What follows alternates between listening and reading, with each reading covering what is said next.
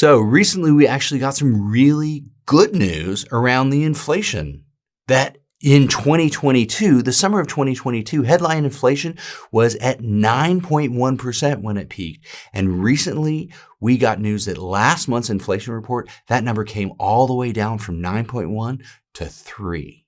That's huge. That's enormous. But inside of that, there's some nuance because while headline inflation came down, the core inflation was still at 4.8.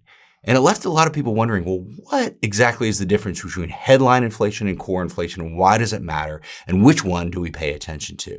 Well, let's get into it.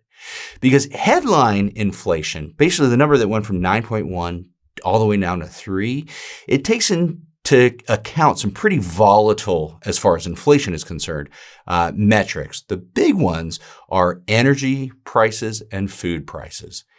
And when we look specifically at energy prices, the price of just retail gasoline, gas that you put in the car, has gone down almost 26% from June of last year to June of this year. And while that probably doesn't feel like, wow, like prices are getting so much better, but yeah, that's actually true across the nation according to kind of the Fed that runs these metrics. The other thing that actually came down quite a bit was the price of eggs. Yeah, do you remember the price of eggs skyrocketed last year? Well, they're down almost 8% here from last year this time to about now. So those couple things actually created disinflation, meaning they didn't just slow their price, the rate at which the prices were going up. The prices went down. So disinflation really helped the number go from 9.1 all the way down to 3. But what core inflation tries to do is strip out those volatile kind of energy and food prices. So the core inflation is more just kind of consistent over time, where they've taken out gasoline, they've taken out the eggs that have come down in price. And that's the number that last summer was at about 6.6 and right now is at 4.8.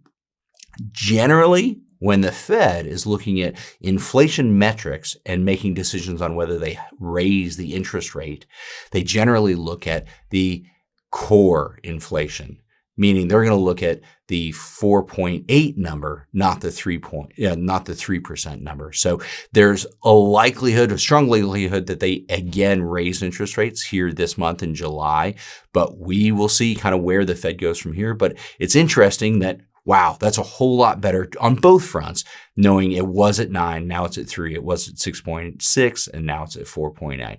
Things are looking better, and that's one big reason why we've noticed equity prices have come back up.